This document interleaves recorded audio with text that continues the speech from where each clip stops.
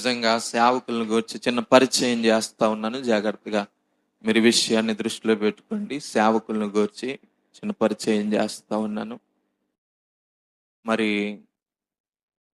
ఆ పోస్టర్లో మీరు చూస్తున్నారు దావీదు గారు, అలాగనే నిస్సీ గారు దైవజనులు. మరి వారు మాకు చిన్ననాటి నుండి స్నేహితులే. అయినప్పటికీ దేవుని యొక్క కృప ఏమిటి అంటే, మరి మన ప్రాంతము నుండే చాలాసార్లు మనం అంటూ ఉంటాం, కాశ్మీర్ నుండి కన్యాకుమారి వరకు జీవితంలో ఒక్కసారైనా తిరిగి వచ్చేయాలి. కాబట్టి జాగ్రత్తగా గమనించాలి. అంటే చివరి బార్డర్, మరి చివరిలో ఉంటుంది ఆ రాష్ట్రం. మరి దేవుని కృప ఏమిటంటే, దేవుని యొక్క దర్శనాన్ని బట్టి, దేవుడు వారిని బలపరిచినటువంటి విధానమును బట్టి నిజంగా మనం చాలా సంతోషించాలి. మన ప్రాంతము నుండి వారు ఆ ప్రాంతమునకు వెళ్ళి అక్కడ ఉండేటువంటి కొన్ని భాషలు నేర్చుకొని అక్కడ సువార్త వారు జరిగిస్తూ ఉన్నారు. మరి ఇంచుమించుగా మన ఉప్పాడ ప్రాంతము నుండి 1200 కిలోమీటర్ల దూరం అండి. ఎన్ని కిలోమీటర్లు చెప్పండి? 1200 అంటే ఇంచుమించుగా 2 రోజులు ప్రయాణం దగ్గరకు మరి ఉంటుంది. కాబట్టి వారు ఎంతో ప్రయాసతో మన మధ్యలోనికి వారు వచ్చారు. కాబట్టి ఈ విషయాన్ని కూడా మీరు దృష్టిలో పెట్టుకోండి. దేవుడు వారికి ఇచ్చినటువంటి కృప ఏమిటి అంటే, మనం ఎక్కువగా చరిత్రపూర్వకంగా చదువుతూ ఉంటాం మిషనరీలు చేసినటువంటి పరిచర్య. విలియం కేరీ గారు వారు తన యొక్క సొంత దేశాన్ని విడిచిపెట్టి భారతదేశానికి వచ్చినటువంటి తరుణములో ఆయనకు మరి బెంగాలీ రాకపోయినా ఆయన కూడా నేర్చుకుని ఆయన అనేక మందికి సువార్తను ప్రకటించేటువంటి విధానం మనము చరిత్రలో చదువుతూ ఉన్నాం. అలాగని మరి దైవజనులు వారికి ఇచ్చినటువంటి కృప, దైవజనులను దేవుడు బలపరిచినటువంటి విధానం. వారు కూడా బెంగాలీ నేర్చుకున్నారు, తమిళ్ నేర్చుకున్నారు, ఇంకా కొన్ని భాషలు హిందీ ఇట్లా నేర్చుకున్నారు. అయితే దేవుడు వారిని బలపరిచినటువంటి, వారిని నడిపించినటువంటి విధానములో మరి దైవజనరాలను కూడా దేవుడు అక్కడే సిద్ధపరిచారు. ఆమె వారి యొక్క చిన్న సాక్ష్యాన్ని వారు పంచుకుంటారు. తర్వాత దైవజనులు మరి వర్తమానం వారు పంచుకొని ముందుకు వెళతారు. ఈ యొక్క సమయాన్ని వారికి ప్రేమతో అప్పగిస్తూ ఉండగా చప్పట్లు కొట్టి వారిని ఆహ్వానించండి.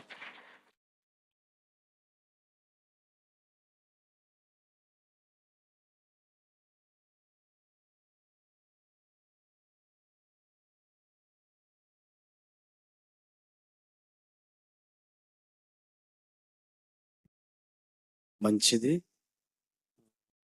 సర్వశక్తిమంతుడైన దేవునికి నా వందనాలు చెల్లించుకొనిచున్నాను.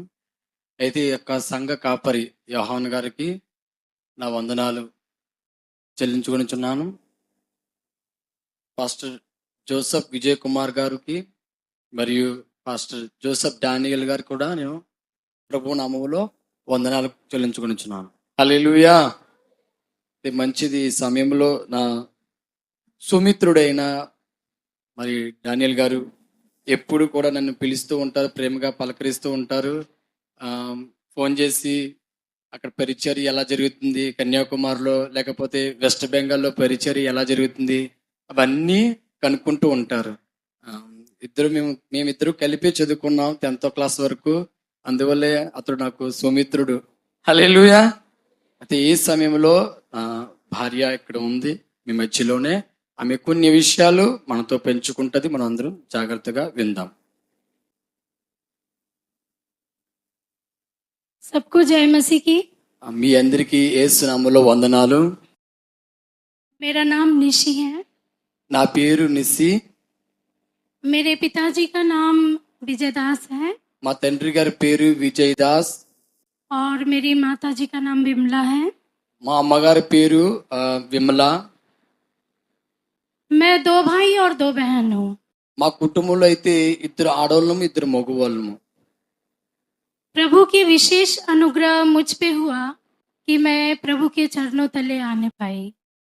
దేవుని కృప వల్ల నేను మీ మధ్యలో ఉండడానికి నాకు ఆయన కృపను అనుగ్రహించాడు. ఇక్కడ నిలబడడానికి ఆయన దయ అనుగ్రహించాడు. गवाही तो बहुत बड़ी है, बोलते बोलते 1 घंटे से भी ज्यादा हो जाएगी, लेकिन मैं छोटा करके बोलूंगी। నా యొక్క సాక్ష్యం చాలా పెద్దది, చెప్తే చాలా టైం అయిపోద్ది. అందువల్ల నేను కుదించి చెప్పడానికి నేను ప్రయత్నిస్తున్నాను. मैं हिंदी बैकग्राउंड से हूँ। నేను ఒక హిందూ కుటుంబం చెందిన దాన్ని. मेरे परिवार में बहुत पूजा पाठ होती थी। మా కుటుంబంలో చాలా విగ్రహారాధనలు జరుగుతూ ఉండేవి. माँ बाबा जैसा शिक्षा देते हैं बच्चे वैसे ही सीखते हैं। తల్లిదండ్రులు తన పిల్లల్ని ఎలాగైతే నడిపిస్తారో అదే విధంగా పిల్లలు నడుస్తారు. मैं भी बहुत पूजा पाठ करती थी, నేను కూడా ఎక్కువగా శివుడిని ఆరాధిస్తూ ఉండేదాన్ని. लेकिन पूजा पाठ के दौरान जब मैं प्रार्थनाएं करती थी उन पत्थरों को देवताओं से, तो उत्तर नहीं मिलता था। అయితే నేను ఎప్పుడైతే విగ్రహార్థం చేస్తూ ఉండేదానినో ఆ విగ్రహాల నుంచి నాకు ఏ సమాధానం వచ్చేది కాదు. हमारे जीवन में एक बहुत ही दुख की घड़ी आई। మా జీవితాల్లో మా కుటుంబంలో ఒక దుఃఖకరమైన ఒక ఘటన జరిగింది. एक दिन मेरी मम्मी के गले में चिकन का हड्डी अटक गया। ఒక రోజు మా అమ్మగారు మాంసం కూర తింటూ ఉండగా ఆ మాంసం యొక్క ఎముక కంఠంలో అడ్డు ఉండిపోయింది. बहुत ही बुरी परिस्थिति थी। डॉक्टरों को, बहुत सारे डॉक्टरों को दिखाया, लेकिन कोई लाभ नहीं हुआ। చాలా కష్టమైపోయింది. నేను చాలా డాక్టర్ దగ్గర కూడా నేను తీసుకెళ్ళాను. చాలా భయపడ్డాం, కానీ ఏ ప్రయోజనం లేకుండా అయిపోయింది. किसी को समझ नहीं आ रहा था। इंडोस्कोपी हुआ, बहुत चीज हुआ, लेकिन समझ नहीं आ रहा था कि हड्डी कहाँ पे है। అయితే మేము డాక్టర్ దగ్గర తీసుకెళ్ళడం వల్ల వారు స్కానింగ్లు ఇచ్చారు, ఇండోస్కోపీ లాంటి ఎన్నో స్కానింగ్లు చేయించగానే ఆ యొక్క బాధ, ఎముక యొక్క అడ్డు ఉండిపోవడం వల్ల ఆ బాధ తొలగకపోవడం లేదు. लेकिन इनका मांस सिकुड़ता जा रहा था और दर्द पूरा फैलता जा रहा था। కానీ ఆవిడ గొంతుకులో ఉన్న మాంసం ఇంకా పెరిగిపోతూ ఉంటుంది, లోపల బాధ ఎక్కువైపోతూ ఉంటుంది. फिर हम लोगों ने क्या किया कि बहुत सारे पूजा पाठ किए और देवी देवताओं को जो चढ़ाने का था वो गच दिया। हम लोगों ने मन्नत को मांगा। మేమైతే విగ్రహారాధనలకు మొక్కుబడులు చెల్లించుకున్నాము. 40 దినాలు మొక్కుబడులు ఉన్నాము. 2 సార్లు మా అమ్మగారిని బాగుపరుస్తుందని ఆ విగ్రహారాధనలు మాకు ఏ ప్రయోజనం లేకుండా పోయింది. लेकिन पत्थर तो पत्थर ही होते हैं, कोई उत्तर नहीं आया। కానీ రాయి అయితే రాయిలాగే ఉంటుంది, ఎలాంటి సమాధానం ఆ రాయి నుంచి మేము పొందుకోలేకపోయాం. 1.5 साल तक ट्रीटमेंट करवाया, कोई फायदा नहीं हुआ। సంవత్సరంన్నర అంతా మేము మా అమ్మగారికి ట్రీట్మెంట్ చేయించాం, కానీ ఏ ప్రయోజనం లేకుండా పోయింది. एक बहन हमारे घर के बगल में आई, उन्होंने यीशु मसीह के बारे में सुसमाचार किया। మా ఇంటి పక్కన ఒక సిస్టర్ గారు వచ్చి మాకు దేవుని యొక్క మాటలో సువార్తను చెప్పారు. अगर आपकी माता मर जाएगी तो क्या आपको अच्छा लगेगा? आप यीशु मसीह के पास जाइए। అయితే ఆ సిస్టర్ గారు వచ్చి అన్నారు, మీ అమ్మగారు చనిపోతే నీకు బాగుంటుందా? నువ్వు వెళ్ళి ఒకసారి దేవుని సన్నిధిలో మోకరించు, దేవుని తెలుసుకో, మీ అమ్మగారిని దేవుడు బాగు చేస్తారని చెప్పారు. लेकिन हम लोग नहीं गए। అయితే మేము విశ్వసించలేదు, దేవుని చర్చికి కూడా మేము వెళ్ళలేదు. इनकी प्रॉब्लम और बढ़ती गई। అయితే మా అమ్మగారి యొక్క సమస్య ఇంకా ఎక్కువైపోతూ ఉంటుంది. समस्या इतनी बढ़ गई कि अब लास्ट कैंसर होने वाला था और इनका जीने का कोई उम्मीद नहीं था। అయితే ఎలాగ పరిస్థితి ఎలా ఎక్కువైపోయిందంటే ఆ సమస్య క్యాన్సర్ వైపు దారి తీస్తుంది అన్నమాట. अंत में हम माँ बेटी ने डिसाइड किया कि भगवान को तो बहुत हम लोगों ने माना, एक बार यीशु मसीह को भी चेक कर देखते हैं। అయితే మేము అనుకున్నాం, ఎంతో విగ్రహాలను పూజించాం, ఒకసారి యేసుప్రభు గారి దగ్గరికి వెళ్తే ఏమై ఉంటది, ఒకసారి వెళ్దాం రండి అని నేను మా అమ్మగారు ఒక ఆలోచన చేసుకొని ఉన్నాం. अंत में सबसे पहले मेरे भैया गए, वो देख कर आए। లాస్ట్ లో మా అక్క అన్ని వెళ్ళాడు, చూసి వచ్చాడు, మందిరంకి వెళ్ళి, చర్చికి వెళ్ళి. उन्होंने कहा कि जितना विश्वास तुम लोग मूर्ति पे करते हो, उतना अगर यीशु मसीह पे करोगे तो बहुत कुछ पाओगे। మా అన్నయ్య గారు వచ్చి మాకు చెప్పారు, మీరు మీ యొక్క విశ్వాసము విగ్రహముల మీద పెట్టడం కంటే దేవునిలో పెడితే మన అమ్మగారు ఎప్పుడో బాగా అయిపోండి మా అన్నయ్య గారు వచ్చి చెప్పారు. हम माँ बेटी चर्च गए। నేను మా అమ్మగారు చర్చికి వెళ్ళడం ప్రారంభించాను. कुछ भी समझ नहीं आती थी। మాకైతే ఏమీ అర్థం, వాళ్ళు చర్చిలో ఆరాధన చేస్తున్నారు, చాలా మంది మేము ఉన్నాం అక్కడ, మాకేం అర్థమయ్యేది కాదు. माँ मेरा फेस देखती, मैं माँ का फेस देखती, और लोगों का एक्टिविटी देख के हम लोग हंसते थे। అయితే మా అమ్మగారు నా ముఖం చూస్తూ ఉండేవారు, నేను మా అమ్మగారు ముఖం చూస్తూ ఇద్దరు నవ్వుకుండే ఉండేవాళ్ళం. ఏంటి హల్లెలూయా అంటున్నారు, ఏమంటున్నారు, మాకేమో అర్థం అవట్లేదు, మేము చర్చిలో అలా ఉండి గమనిస్తూ ఉండేవాళ్ళం. लेकिन वो कहते हैं ना, मरते क्या ना करते हैं। ఉండగా మనం ఏం చేయాలి, ఏదైనా చేయాలి. ఒక వ్యక్తి చనిపోతున్నప్పుడు ఏదైనా చేయవలసి వస్తుంది ఆ వ్యక్తిని బ్రతికించడానికి. मूर्तियों से तो कोई उत्तर नहीं आया। अंत में हम लोगों ने यीशु मसीह पे पूरी रीति से विश्वास किया। అయితే విగ్రహాలు పూజించుకొని ఏ ప్రయోజనం లేదు. అయితే మేము యేసుప్రభు మీద ఎక్కువ విశ్వాసం పెట్టడం వల్ల మేము విశ్వసిస్తున్న మా అమ్మగారు బాగుపడతారని ఒక విశ్వాసం మాలో హృదయాల్లోకి వచ్చిందనమాట. क्योंकि कोई रास्ता नहीं था। ఎందుకంటే ఏ మార్గం లేదు మా అమ్మగారు బతకడానికి.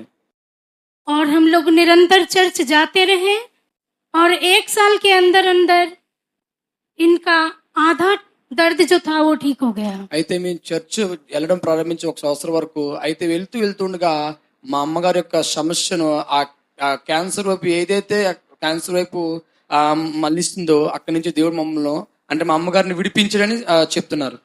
हमारे पास्टर्स ने कहा कि अगर तुम लोग बैप्टिज्म ले लेते हो तो बाकी की समस्याएं भी चली जाएगी। అయితే మా పాస్టర్ గారు ఏం చెప్పారంటే మేము చర్చికి వెళ్తున్న పాస్టర్ గారు మీరు నమ్మి బాప్తిజం పొందుకుంటే మీ అమ్మగారు ఇంకా పూర్తిగా స్వస్థత పొందుకుంటారని చెప్పారు.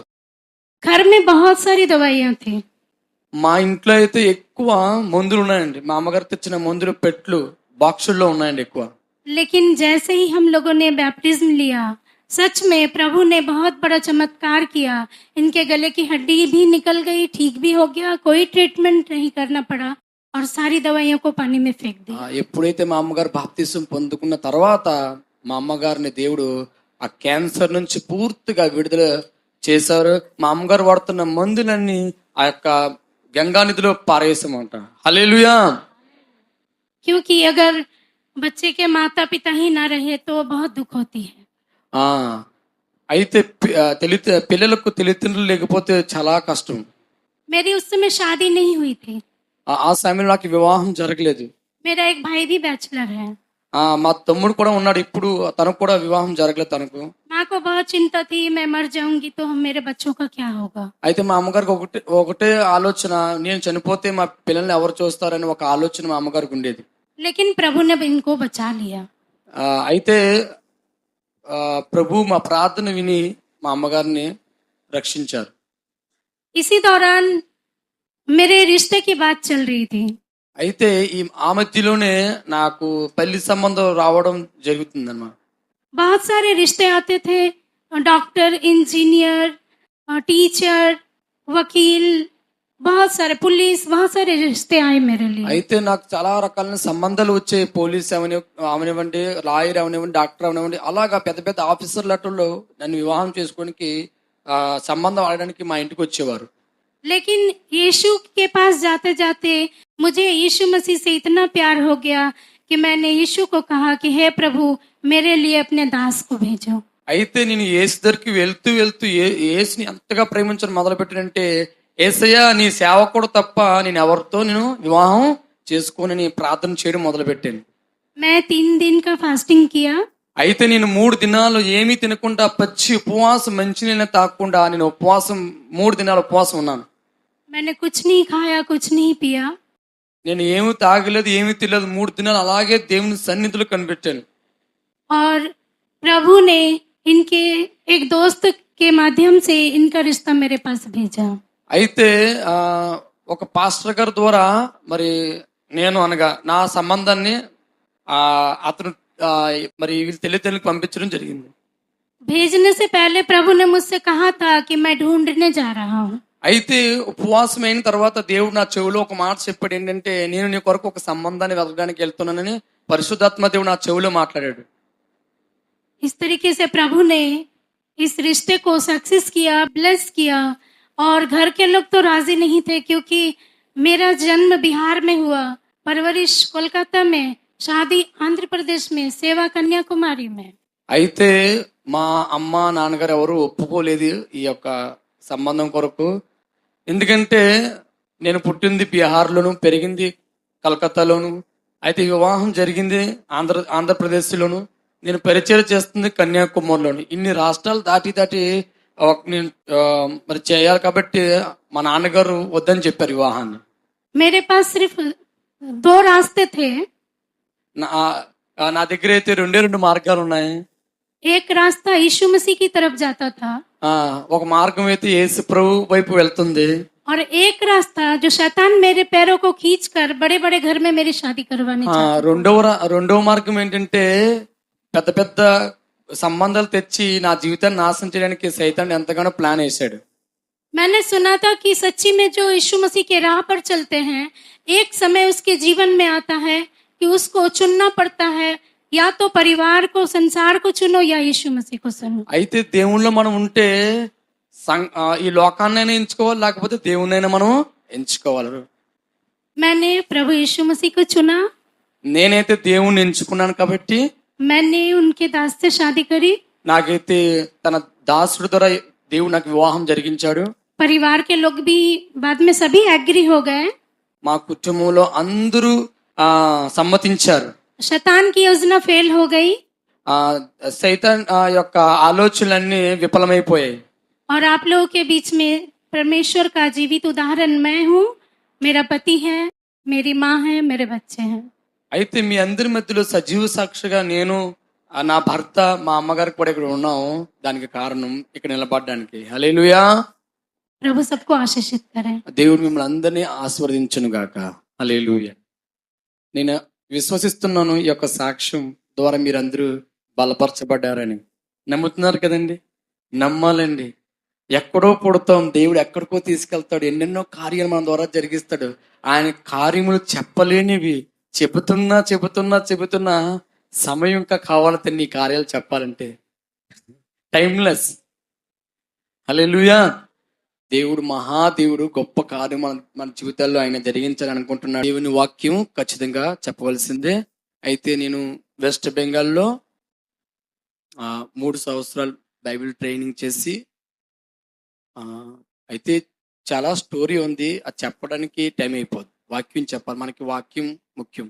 అయితే 3 సంవత్సరాల్లో 3 భాషలు నేర్చుకోవడానికి 3 సంవత్సరాలు బైబిల్ కాలేజ్ కంప్లీట్ చేసి, అయితే ఎక్కడికి వెళ్ళని ప్రార్థన చేయగా మిషనరీగా నా జీవితాన్ని సమర్పించుకున్నాను.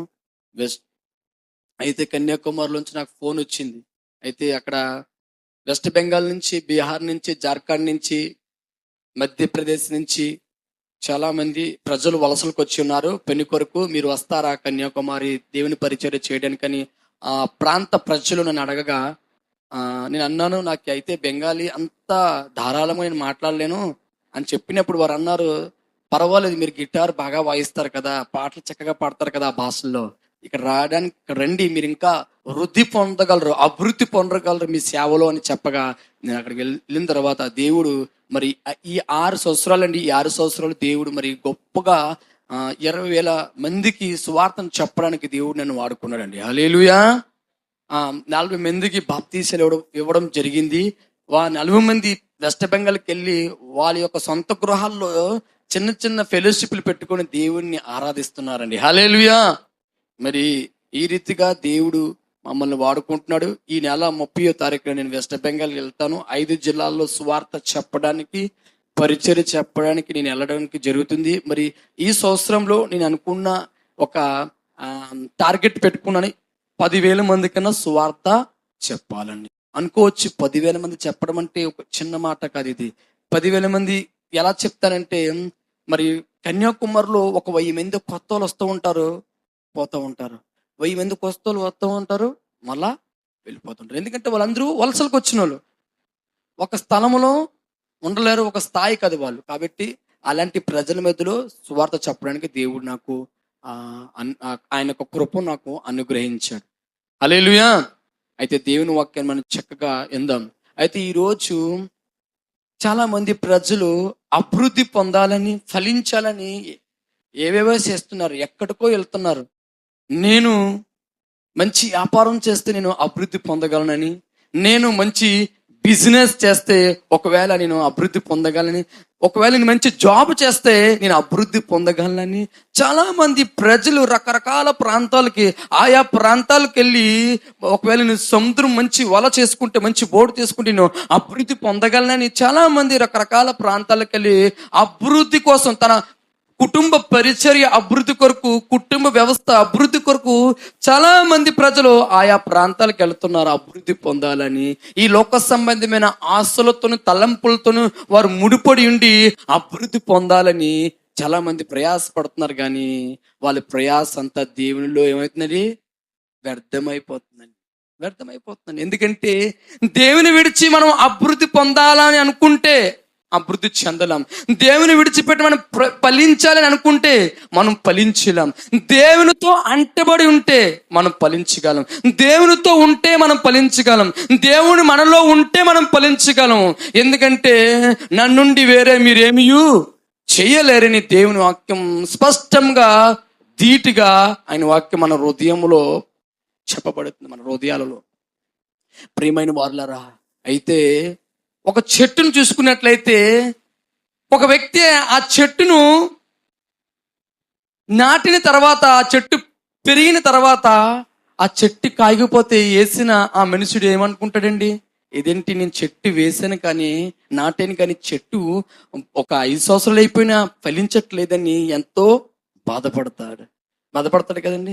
ఎందుకు ఫలించటదంటే ఆ చెట్టులో ఉన్న తెగులు కారణం వల్ల, ఆ చెట్టుకు పెట్టిన తెగులు వల్ల ఆ చెట్టు ఫలించలేకపోతుంది, అభివృద్ధి పొందలేకపోతుంది ఆ చెట్టు.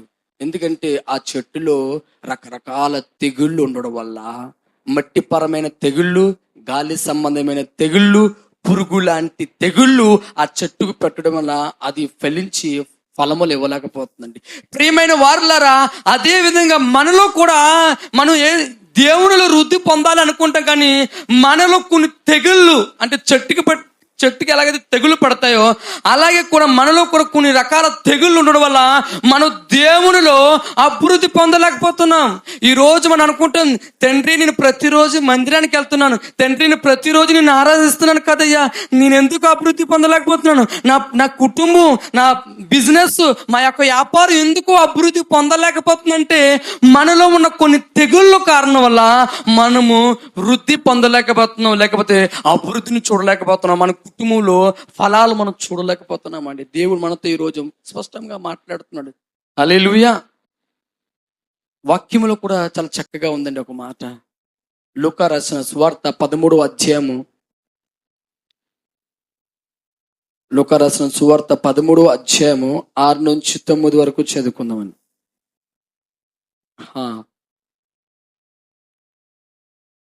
చదవండి.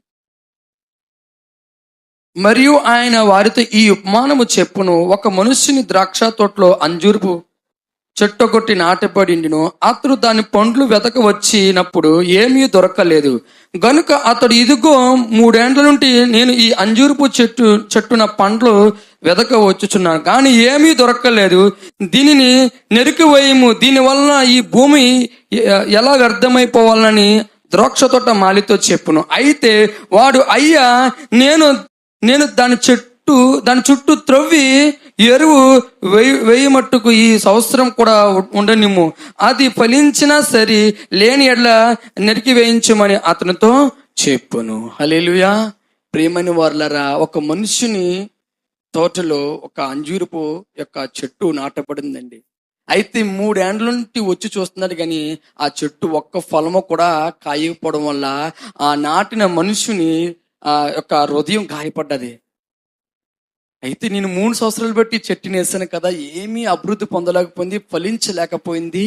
కారణం ఏమిటని అతడు ఆ మనుష్యునితో, ఆ తోటమాలితో అంటాడన్నమాట ఈ మాట. ప్రియమైన వారులారా, ఆ చెట్టు నరికేయమని ఎప్పుడైతే అన్నాడు ఆ మనుషుడు, ఆ తోటమాలి, ఆ తోటని గమనించే ఆ వ్యక్తి అన్నాడు, అయ్యా, ఈ సంవత్సరం వరకు ఉండనిమ్ము, ఆ చెట్టు కింద ఆ మోడున మట్టిని లాగి శుభ్రం పరిచి ఎరువునేసి వేస్తాను, 1 సంవత్సరం అని ఉండనిమ్మయ్యా. ఒకవేళ 1 సంవత్సరం తర్వాత అది అభివృద్ధి పొందకపోతే, ఫలాలు ఇవ్వకపోతే దాన్ని నరికివేయడి అని చెప్పాడు అనమాట. ప్రియమైన వారులారా, ఇది దేనికి సూచిస్తుందంటే ఒక మనుషునికి సూచిస్తుందండి. దేవుడు మనం ఈ భూమి మీద పంపించాడంటే, మనల్ని ఈ భూమి మీద నాటాడంటే మనం అభివృద్ధి పొందాలని, మనం ఫలించాలని. దేవుడు ప్రతి సంవత్సరం 2024లో చూశాడు, మనం ఫలించలేదు. 2023 చూశాడు, 2024 చూసాడు, మనం ఫలించలేదు. కానీ దేవుడు 2025 కూడా ఎదురు చూస్తున్నాడు. మనం ఈ సంవత్సరంలోనైనా చక్కటి ఫలాలు ఇవ్వాలని, ఈ సంవత్సరంలోనైనా మనం అభివృద్ధి పొందాలి. ఆ తోటమాలి ఆ యొక్క మనసుని బతిమాలుకొనిచున్నాడు, అయ్యా, ఈ సంవత్సరం గడిపి ఆయన నేను అన్నీ సరి చూస్తాను, ఒకవేళ ఫలాలు ఇవ్వకపోతే కట్ చేస్తామని చెప్పాడు అనమాట. ఒకసారి ఆలోచించుకోండి, యేసుప్రభు కూడా మనం ఫలించాలని, మనం ఫలములతో నిండి అలంకరించబడాలని ఆయన ఎంతగానో మనను కోరుకుంటున్నాడు, కానీ మనం ఫలించలేకపోతున్నాం. అయితే ఈ యొక్క ఉదయకాల సమయంలో నేను ఏం చెప్పాలనుకున్నానంటే మనం అభివృద్ధి ఎలా పొందాలి అనే విషయం మీద నేను ఈరోజు చెప్పాలనుకుంటున్నాను అండి. మనం అభివృద్ధి పొందాలంటే ఏం చేయాలి అనే విషయం మీద నేను ఈరోజు కొన్ని మాటలు చెప్పాలని అనుకుంటున్నానండి. మనం అభివృద్ధి పొందాలి అని అంటే దేవునిలో మనం విరచబడాలి. ఏంటండి? మొట్టమొదటిగా మనం అభివృద్ధి పొందాలి అని అంటే దేవునిలో మనం విరచబడాలి. దేవుని వాక్యం సెలవిస్తుంది కదండి, విరిగి నిలిగిన హృదయం అంటే దేవునికి ఎంతో ఇష్టం అండి. దేవుడు కోడ్లను కోరుకోడు, బలులను కోరుకోడు, ఎడ్లను కోరుకోడు, మన దగ్గర మన ఆస్తుని కోరుకోవట్లేదు, మన దగ్గర మన ఇల్లును కోరుకోవట్లేదు, మన దగ్గర మనకున్న సంపదలు సిరి సంపదలను కోరుకోవట్లేదు. ఆయన కోరుకున్నది ఒకటి, వీరికి నెలిగిన హృదయం అంటే ఆయనకు ఎంతో ఇష్టము. అయితే మనం అభివృద్ధి పొందాలని అంటే మనం దేవునిలో విరచబడాలి. ప్రియమైన వారులారా, మనం విరచబడాలి. అప్పుడే మనము అభివృద్ధి పొందుతాం, అప్పుడే మనం ఆశీర్వదింపబడతాం, అప్పుడే మనలో ఫలాలు వస్తాయి. ఒక విత్తనం భూమిలో నాటిన తర్వాత అది ఆ విత్తనం విరిగితేనే తప్ప మొక్క రాదు. శ్రద్ధగా వినదాం. ఒక ధాన్యం విత్తనం భూమిలో పడేసిన తర్వాత అది విరిగిన తర్వాతే మొక్క వస్తుంది. విరగకుండా మొక్క వస్తుందండి, అది పగులుతుంది కదండి. అది విరిగిన తర్వాతే, అది పగిలిన తర్వాతే ఆ విత్తనంలో నుంచి ఏమొస్తుందండి? మొక్క బయటకు వస్తుంది. ప్రియమైన వాళ్ళరా, మనము దేవునిలో విరచబడితేనే మనము ఆశీర్వదించబడతాం, మనం ఫలాలతో నిండబడతాం. చెట్టు ఎలాగైతే పెరిగి ఫలాలు ఇస్తుందో అలాగే మనము కూడా దేవునిలో విరచబడి మనం ఒక మొక్క ఎలాగైతే పైకి ఎరిగి ఫలాలు ఇస్తుందో అలాగే మనం కూడా ఫలాలు ఇవ్వగలుగుతాం. హల్లెలూయా. అయితే కొన్ని విషయాలు మనం శ్రద్ధగా గమనిద్దాం. ఆది యందు దేవుడు ఏం చేస్తుండే? ఆదామును సృష్టించాడు కదండి. ఆదామును ఎలా తయారు చేశాడండి? ఆయన మనందరికీ తెలుసు, మట్టితో తయారు చేశాడండి. ఆయన ఏం చేశాడు? మట్టిని చక్కగా విరిచి దాన్ని చేతులతో నెలిపి, అవునండి, దాన్ని విరిచి చేతులతో నెలిపి మనిషి అంటే తన రూపంలో మార్చి దానికి ఫూ అని ప్రాణ వాయువుని ఇచ్చిన తర్వాత అతడు ఆదాము అవ్వగలిగాడండి. హల్లెలూయా. అయితే దేవుడు సమస్తాన్ని నోటితో కలగజేసాడండి. తన నోటి శబ్దం ద్వారా సమస్తాన్ని కలిగజేశాడు. కానీ ఆదామునైతే చాలా స్పెషల్ గా తయారు చేశాడండి. మట్టిని విరిచి దాన్ని నెలిపి దానిని ఒక ఆకారం చేసి తన రూపంలో చేసి దానికి ఫూ అనే ప్రాణభిక్ష పెట్టగా తను మనుష్యుడు అయ్యాడండి. సాధారణంగా అవ్వలేదండి మనిషే. ఎంతో విరిచి నెలిపి ఆకారం తెచ్చి దానికి ఒక ఆకారం ఇచ్చిన తర్వాతే ఆదాము మనిషి అయ్యాడు. కానీ అది ఆకారం ఇవ్వకుండా, దాన్ని నిలపకుండా, దాన్ని చింపకుండా, దాన్ని విరచకుండా ఆదాము అవ్వలేడండి. ఎంత కష్టం అండి. అయితే అహ్వాను కూడా విరిచాడండి. ఎక్కడ విరిచాడండి? ఆదాములో ఒక ప్రక్కటెముడుకును విరిచాడండి. ఆయన విరిస్తేనే మనం అభివృద్ధి పొందగలం. అయ్యో నా జీవితంలో కష్టం ఏంటి, అయ్యో నా కుటుంబంలో కష్టం ఏంటి, నా వ్యాపారంలో పడిపోయింది ఏంటి, ఎందుకు ఈ బాధ, ఎందుకు ఈ కష్టం, నాకే ఎందుకని అనుకుంటే దేవుడు విరచకుండా ఎవరిని ఆశీర్వదించడండి. ప్రియమైన వారలారా, మనం అనుకుంటాం ఆశీర్వాదాలు ఏదో గంప నిండా పట్టిన ఆపిల్కాయ పండులాగా అనుకుంటున్నాం. కాదండి, గంపంలో నిండిన యాపిల్కాయ పండులా మన జీవితం సాగదండి. మనం విరచబడతాం, మనం నలపబడతాం, మనం ఒక ఆకారంలో తీర్చబడతాం. మనకు ఒక సేపునిస్తాడు దేవుడు. ఆ సమయంలో ఎన్నో కష్టాలు మనం అనుభవించాలి. దేవుడు చూస్తాడు. దేవుడు చూసి సరైన సమయమున మంచి ఫలాలతో మనం నింపుతాడు. హల్లెలూయా. అయితే ఆదికాండం 37వ అధ్యాయము 23 నుంచి 28 వరకు చదువుదాం.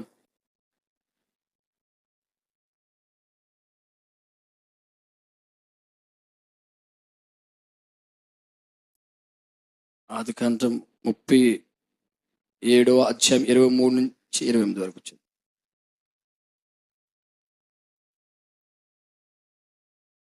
చదవండి. యోసేపు తన సోదరుల యొద్దకు వచ్చినప్పుడు వారు యోసేపు అంగిని అతడు తొడుక్కొని ఉండిన ఆ విచిత్రమైన నిలుపుటంగిని తీసివేసి అతను పెట్టుకుని ఆ గుంటలో పడదోసిరి. హల్లెలూయా. ఇక్కడ యోసేపు గురించి మనం చక్కగా కొన్ని విషయాలు మనం గమనించగలం. యోసేపు గురించి చక్కగా మనము కొన్ని విషయాలు గమనించగలము. యోసేపు అంటే యాకోబుకి ఎంతో ప్రియము, ఎంతో ఇష్టపడి వాడు చిన్న కుమారుడు కాబట్టి. అయితే తనని ఇష్టపడి ఒక నిలువుటంగిని కుట్టించి తనకి వేస్తే తన అన్నదమ్ములందరూ అసహించుకున్నారండి. అమ్మ తండ్రి గారు ఎక్కువ యోసేపునే ప్రేమిస్తారని ఎక్కువ అసహించుకున్నారండి. అయితే వారందరూ యోసేపు మీద కొంచెం కొంచెం నింద వేయాలని అనుకుంటూ ఉండేవారండి ఎప్పుడు చూసినా. అయితే యోసేపుకు ఒక దర్శనాన్ని ఇచ్చాడండి. దేవుడు మనం అభివృద్ధి పరచాలంటే కొన్నిసార్లు మనకి గొప్ప గొప్ప దర్శనాలు ఇస్తాడండి.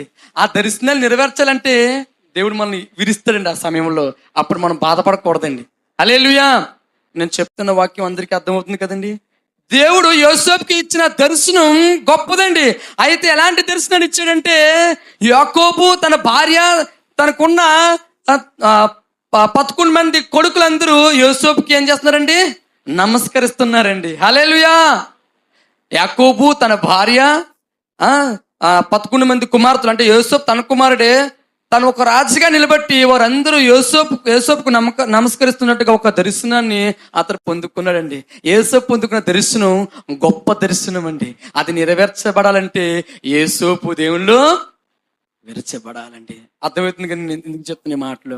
అయితే ఇక్కడ చక్కనైన మాట అండి. ఇక్కడ యోసేపు తన సోదరులకు వచ్చినప్పుడు వారు యోసేపు అంగిని అతడు తొడుక్కొని ఉండిన ఆ విచిత్రమైన నిలుపుటంగిని తీసివేసి ఇచ్చిన వస్త్రానికి కూడా వారు లాగేసుకున్నారండి. అతను పెట్టుకొని ఆ గుంటలో పడదోసరి. ఆ గుంట వట్టిది, అందులో నీళ్లు లేవు. వారు భోజనం కూర్చోండి కొనులెత్తి చూడగా ఐగుప్తునకు తీసుకుని పోటకు గుగ్గిలము మస్తకియా బోలమును మోయిచున్న ఒంటెలతో ఇస్మాయిలులైన మార్గస్తులు గిలాదు నుండి వచ్చుచుండ్రి. ఆ ఇస్మాయిలుకు యోసేపును అమ్మివేసిరి. చూడండి, దేవుడు ఎలాంటి మార్గాలు గుండా ఒకరిని అభివృద్ధి పరచాలంటే దేవుడు వాళ్ళని విరిస్తాడండి. ప్రియమైన వాళ్ళారా, చక్కగా గమనిద్దాం. ఒకవేళ మనం విరచబడినప్పుడు నొప్పి వస్తుంది, విరచబడినప్పుడు మన కుటుంబంలో సమస్యలు వస్తాయి, విరచబడినప్పుడు మన కుటుంబంలో రోగాలు వస్తాయి, బాధలు వస్తాయి. అయినా డోంట్ కేర్ అని చెప్పాలి. నేను దేవుణ్ణి నిలబడతాను, ఇవన్నీ నా మంచి కొరకే, ఇవన్నీ నా మంచి కొరకే, ఈ కీడంతా నాకు మేలు కొరకే, నాకు మేలు తేవడానికని మనం అనుకోవాలండి. అయితే చూడండి, యోసేపు ఏం చేశాడండి? అన్న దగ్గరికి వెళ్ళి భోజనం పెట్టుకెళ్ళడానికి వెళ్ళాడండి. అయితే అతన్ని వేసుకున్న లివిటంకిని కూడా లాగేసుకున్నారు, గుంటలో పడేసారు, అమ్మేసుకున్నారండి అతన్ని. అయితే అలా కిందకి వెళ్తూ ఉండగా కూడా యోసేపు జైలుకు కూడా వెళ్ళాడండి. పోతీఫర్ భార్య మనందరికీ తెలిసింది కాబట్టి నేను పూర్తిగా చెప్పడం లేదు. అయితే ఆమె మనిషి వల్ల కూడా, ఆవిడ వల్ల కూడా యోసేపు జైలుకి వెళ్ళాడండి. ఎన్నో నిందలు, ఎన్నో అపమానాలు. అంటే యోసేపు అనుకోవచ్చు, తండ్రి నీవు ఇచ్చిన దర్శనం ఎక్కడయ్యా? నేను చిన్నప్పుడు పొందుకున్న దర్శనం ఎక్కడికి వెళ్ళిపోయింది, ఏమైపోయింది? హల్లెలూయా అని యోసేపు బాధపడుతూ ఉన్నాడండి. బాధపడలేదండి. ఎప్పుడు దేవుని స్తుతిస్తుండేవాడు, దేవారాత్రులు ప్రార్థిస్తూ ఉండేవాడు. ఇప్పుడు కాకపోతే ఏమో యోసేపు అనుకుంటూడేమో దేవుడు నన్ను విరుస్తున్నాడు, ఒక అభివృద్ధమైన స్థలానికి నన్ను నిలబెట్టాలంటే దేవుడు నన్ను విరుస్తున్నాడేమో, నన్ను బలపరుస్తున్నాడేమో ఆయన అనుకుని యోసేపు లాస్ట్ లో ఆయన విజయాన్ని పొందగలిగాడండి. హల్లెలూయా. ఆయన పొందుకున్న దర్శనాన్ని దేవుడు నెరవేర్చాడండి. ఆదికాండం 42వ అధ్యాయం 6వ వచనంలో మనం చక్కగా చూడగలమండి. 42వ అధ్యాయం 6వ వచనం.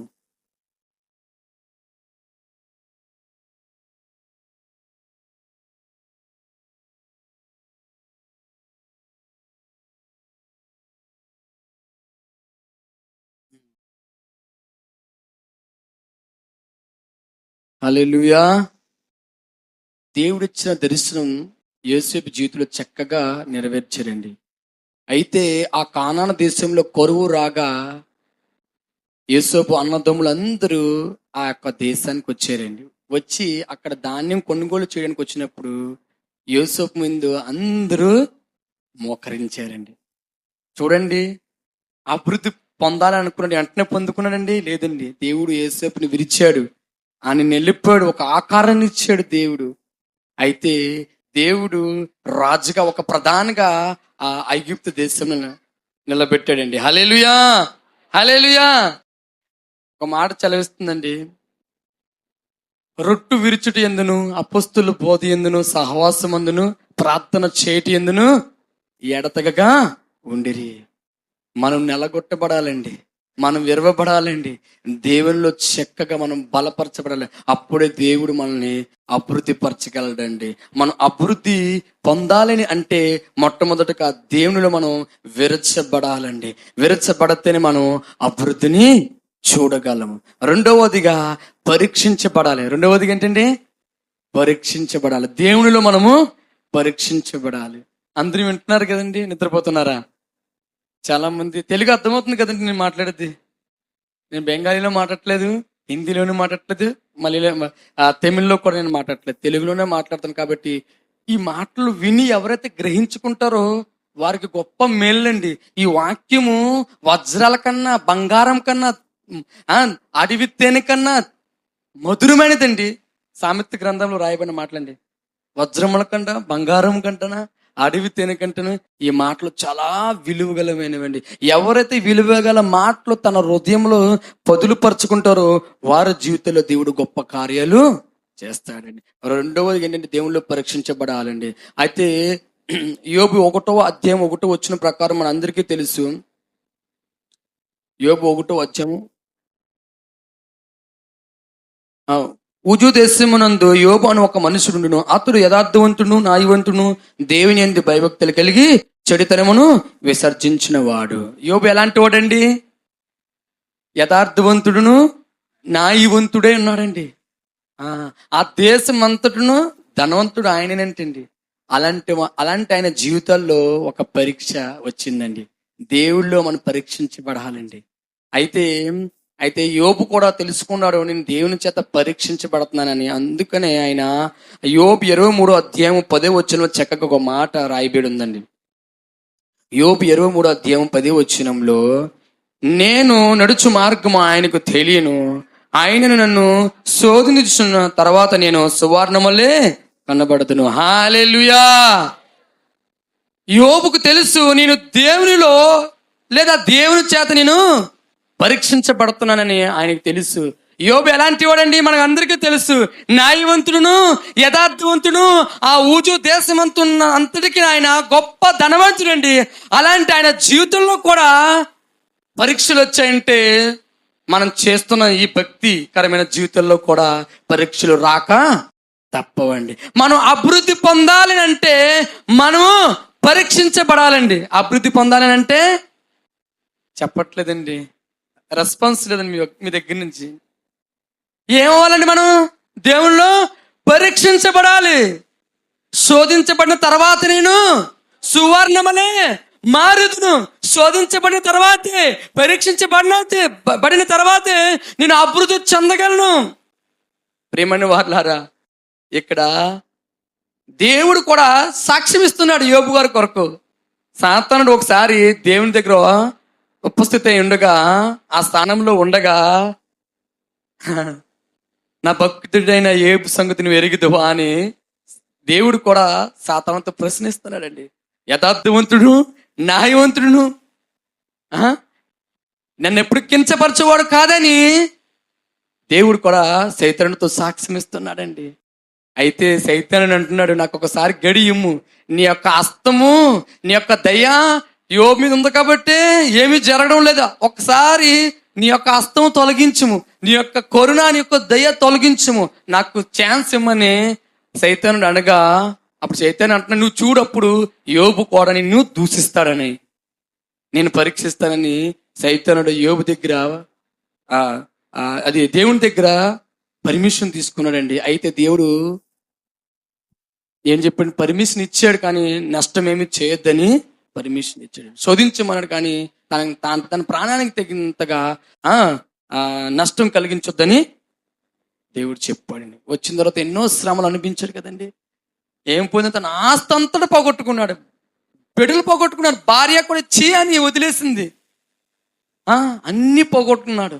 తన మిత్రులైన వారు కూడా, ఇక్కడ నువ్వు దేవుని పట్టుకు ఎడుతావా, నీ దేవుని విడిచిపెట్టి బయటికి రమ్మని తన స్నేహితులు కూడా ఎన్నో చుట్టుపుట్టు మాట్లాడారండి. కానీ యోబు ఏ మాట అడగకుండా శోధించబడిన తర్వాతనే కదా నేను సువర్ణ వల్లే మారెదును, పరీక్షించబడిన తర్వాతే కదా నేను సువర్ణ వల్లే మారెదును. ప్రియమైన వాళ్ళరా, మనం అభివృద్ధి చెందాలంటే, మనం ఫలించాలంటే మనం పరీక్షించబడాలి దేవునిలో. మొట్టమొదటిగా నేనేం చెప్పానండి? వెరవబడాలి దేవునిలో. రెండవదిగా పరీక్షించబడాలి. మూడవదిగా పరిశుద్ధపరచబడాలి. పరిశుద్ధపరచబడాలండి. ఈ రోజుల్లో పరిశుద్ధత అని ఎవరి దగ్గర లేదండి, ఎవరి దగ్గర లేదు. పరిశుద్ధత అనేది లేదు, తగ్గిపోయింది. దేవుడి ఉప్పాటును కూడా ఎంతగానో ఆశీర్వదించాలని అనుకుంటున్నాడు. ఇంకా సున్నాలుగా ఉన్న మనల్ని విలువ తెచ్చి మనకు గొప్పగా ఆశీర్వదించాడు దేవుడు. అయితే దేవుడు ఆశిస్తుంది ఏంటంటే మనల్ని దేవుడు మరొక లెవెల్కి తీసుకెళ్ళని అనుకుంటున్నాడు. కానీ మనలో ఉన్న భక్తిహీనత వల్ల, మనలో ఉన్న కొన్ని అశ్రద్ధల వల్ల దేవుడు ఆ యొక్క మహిమకు మనల్ని తీసుకెళ్ళకపోతున్నాడు. అందువల్ల అంటున్నాడు, ఏ భేదం లేదు, అందరూ పాపం చేసి దేవుడు అనుగ్రహించిన మహిమను చూడలేకపోతున్నారు, లేక పొందలేకపోతున్నారు. దేవుడు ఇప్పుడు కూడా ఆయన యొక్క మహిమను మన జీవితాల్లో విస్తరింప చేయాలని అనుకుంటున్నాడు. కానీ మనం చేస్తున్న చిన్న చిన్న తప్పులు కారణంగా ఆయన యొక్క మహిమను మనం పొందలేకపోతున్నాం. ప్రియమైన వాళ్ళరా, మూడవదిగా మనం పరీక్షించబడాలి దేవుణ్ణి, పరిశుద్ధపరచబడాలి మనం దేవుళ్ళని. దేవుని వాక్యం ఏం సెలవుస్తుందండి? నేను పరిశుద్ధులై ఉన్నాను కనుక మీరును పరిశుద్ధులై యుండుడి. పేతురు రాసిన మొదటి పత్రిక 1వ అధ్యాయం 14వ వచనంలో కూడా రాయబడి ఉంది. లేవియ ఖండం 19వ అధ్యాయం 2వ వచనంలో కూడా రాయబడి ఉంది. మాట ఏంటంటే, నేను పరిశుద్ధుడై ఉన్నాను కనుక మీరును పరిశుద్ధులై యుండుడి. ప్రియమైన వారలారా, మన జీవితాల్లో అభివృద్ధి పొందాలంటే, మన జీవితాల్లో గొప్ప ఆశ్చర్యకరములు కార్యాలు జరగాలంటే మనము పరిశుద్ధపరచబడాలి. అప్పుడే దేవుడు మన జీవితంలో కార్యాలు చేయగలడు. ఆయన ఎలా పరిశుద్ధపరచబడాలండి? ఆయన రక్తం చేత కడగబడిన వారే పరిశుద్ధపరచబడతారండి. మన పాపమును ఒప్పుకొని, మన అపరాధమును ఒప్పుకొని దేవుని తొట్టు తిరిగిన వేళ, ఆయన మన తొట్టు తిరిగిన వేళ ఆయన మనం క్షమించి తన రక్తం చేత మనం కొనిన తర్వాతనే మనం పరిశుద్ధపరచబడతామండి. ఆయన ప్రియమైన వాళ్ళరా, దేవుని వాక్యం చక్కగా సెలవిస్తుంది. ఆయన మనం ఎందుకు పిలిచాడంటే పరిశుద్ధంగా ఉండడానికి ఆయన మనను పిలిచాడండి. చక్కనైన మాటలు రాయబడాయండి. దేవుడు మనతో ఉంటున్నాడు. యెహోషువ గ్రంథం 3వ అధ్యాయం 5వ వచనం చక్కగా మనం చదువుదాం.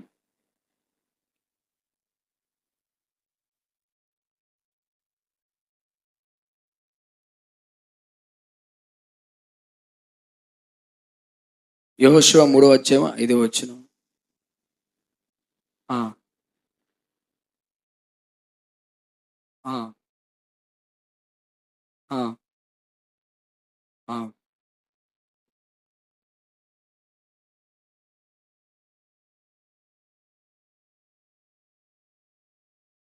హల్లెలూయా.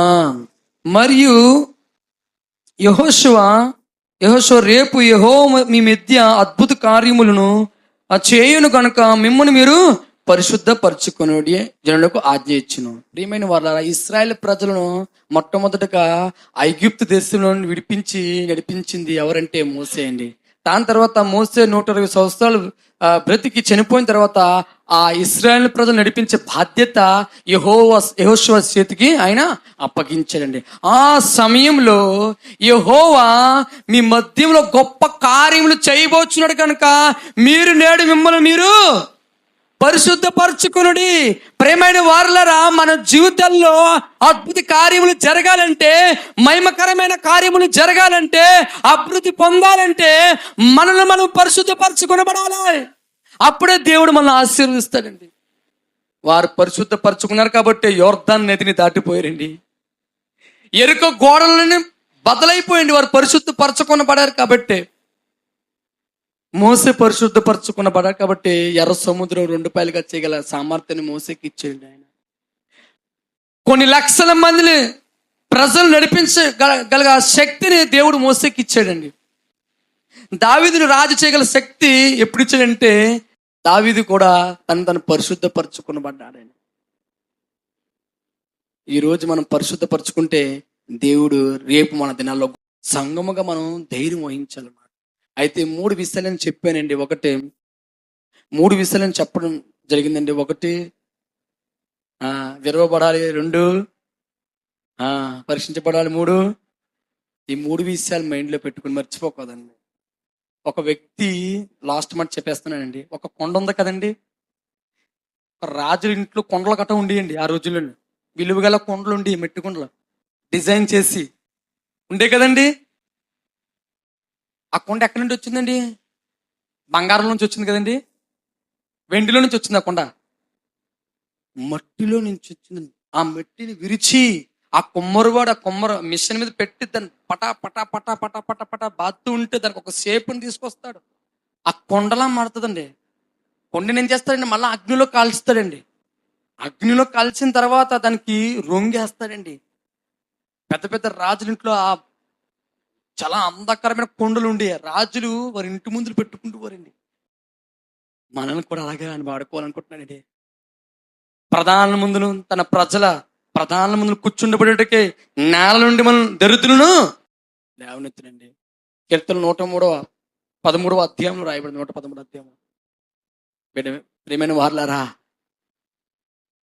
దేవుడు మన జీవితంలో గొప్ప కార్యములు చేస్తాడండి. ఆ కొండ ఎలాగైతే విరచబడుతుందో, పరీక్షించబడుతుందో అగ్నిలో, దాని తర్వాత పరిశుద్ధపరచబడతారు. రొంగేసేస్తారు. దాన్ని రొంగేసి రాజులు ఇంటి ముందు నిలబెడతారని ఎంత గౌరవంగా వచ్చిన అందరూ ఫోటోలు. ఈ రోజు అలాంటి కొండలు మన దగ్గర ఉంటే అంతెందుకు బీచ్కి వెళ్ళిన తర్వాత కూడా రంగు రంగులతో ఉన్న చేపలను గట్ట పెయింటింగ్ చేసి పెడితే మనం వచ్చి సెల్ఫీలు తీసుకుంటామండి. కానీ దేవుడు అలాంటి కొండ రాజులు ఇంట్లో పెడితే మనల్ని ఎందుకు రాజులుగా వాడుకోడండి ఆయన? మనం పరీక్షించుకుందాం. నాకు ఇచ్చిన సమయం అయిపోయింది కాబట్టి దేవుడి ఈ మాటలు మన వెనుకల్లో ఆశీర్వదించును గాక. ఆమేన్.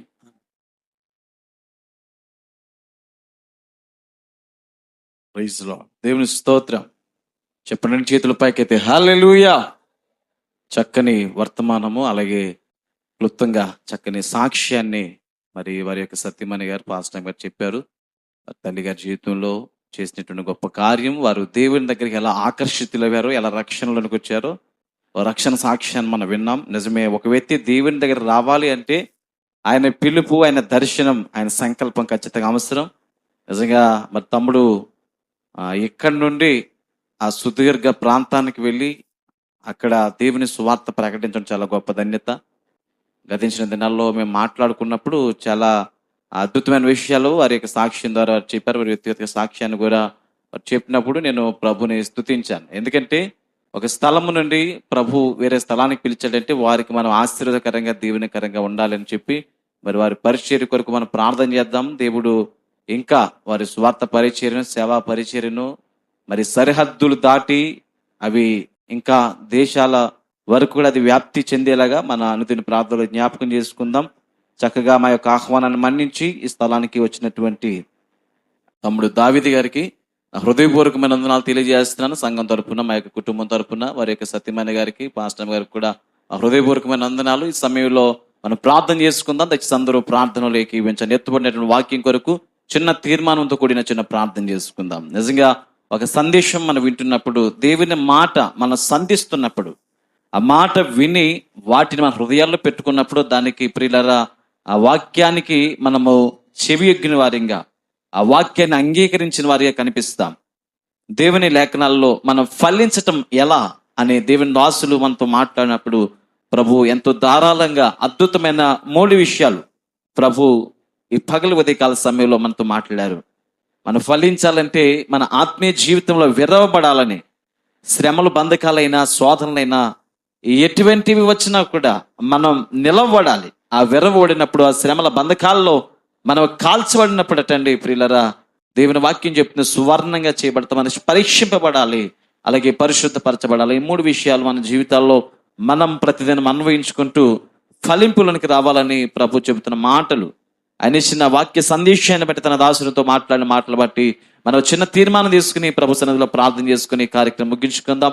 దయచేసి అందరూ మీరున్న స్థలాల్లో మోకరించగలిగిన వారందరూ కూడా మోకాళ్ళ మీద ఉండి ప్రార్థన చేయాల్సిందిగా ప్రభు పేట మనవి చేస్తున్నాను. నిలువు మోకాళ్ళ మీద ప్రార్థన చేయండి. హల్లెలూయా. ప్రభా మీకు వందనాలు. ఒక చిన్న మాట చెప్పండి దేవునితో. అయ్యా, ఈ 2024వ సంవత్సరం అంతా నీ సజీవ రెక్కల నీళ్ళు కాచి కాపాడారు. ఈ 2025వ సంవత్సరాన్ని మరలా మీరు మాకు ఇచ్చారు అయ్యా. అప్పుడు నాయన మా ఆధ్యాత్మిక జీవితంలో సరైన ఫలింపు లేదేమో. అలనాడు అంజూరపు చెట్టు విషయంలో 3 ఏళ్ళ సమయం గడిచినప్పటికీ మరొక సంవత్సరాన్ని అయ్యా తోటమాలి యజమాన్ని ప్రాధేయపడి అడుగుతున్న విధానం మేము ధ్యానించాం. ప్రభా, మరలా మీరు మా కొరకు మేము ఈ సంవత్సరంలోనైనా ఫలిస్తామని, ఈ సంవత్సరంలోనైనా మార్పు చెందుతామని, ఈ సంవత్సరంలోనైనా పరిశుద్ధపరచబడతామని, ఈ ఏడాదైనా మా బ్రతుకులు మేము మార్చుకుంటామని ప్రభా, మాలో ఆత్మీయ ఫలాలు కనబడతాయని అయా కుమారుడైన యేసుక్రీస్తు వారు మా పక్షంగా ఈ చెట్టును ఉండనివి అని చెప్పి నాయన తండ్రిని యజమానుని అడిగినట్లుగా అయ్యా మేము నాయన అంజూరపు చెట్టుని వచ్చిన ఉపమానాన్ని మేము విన్నాం. ఈ పగలు మేము ప్రభా నీ సన్నిధిలో ఒక మాట విన్నవించుకుంటున్నాం. ప్రభా, ఈ ఏడాది కాలం అంతా నీ కృపను బట్టి మేము ఫలింపులను రావడానికి సహాయం చేయండి. నీ చిత్తమైతే మరో దినాన్ని, మరొక నూతనమైనటువంటి శ్రేష్టమైన వారాన్ని, మరి నూతనమైనటువంటి నెలను, మరి నూతనమైన సంవత్సరాలు ఎన్నో మా జీవితాల్లో మేము చూడాలని చెప్పి ప్రార్థన చేయండి. చివరిగా చిన్న ప్రార్థన. పరిశుద్ధులైన మా తండ్రి, జీవాధిపతి, మా రక్షణకర్త, మీకు వందనాలు. విన్న నీ వాక్యం మా అందరి జీవితాల్లో 30 దంతలుగా 60 దంతలుగా 100 ఫలింపు చేయమని ప్రార్థన చేస్తున్నాను. అయ్యా నీ సేవకుని సిద్ధపరిచి నాయన అయ్యా సరిహద్దులు దాటి మా రాష్ట్రం కాదని ప్రభా అయ్యా వేరే వేరే రాష్ట్రాల్లో వేరే వేరే భాషల్లో అయ్యా నీ స్వార్థను ప్రకటించడానికి అయ్యా మీరు తోడుకుని పోయిన విధానం బట్టి వందనాలు చెల్లిస్తున్నాను. అయ్యా తనను, తన కుటుంబాన్ని, తనకిచ్చిన బిడ్డను బట్టి, తనకిచ్చిన సువార్త భారాన్ని బట్టి ప్రార్థిస్తున్నాను. అయ్యా అనేక చోట్ల నీ స్వార్థ విస్తృతంగా ప్రకటింపబడినట్లు సహాయం చేయమని ప్రార్థిస్తున్నాను.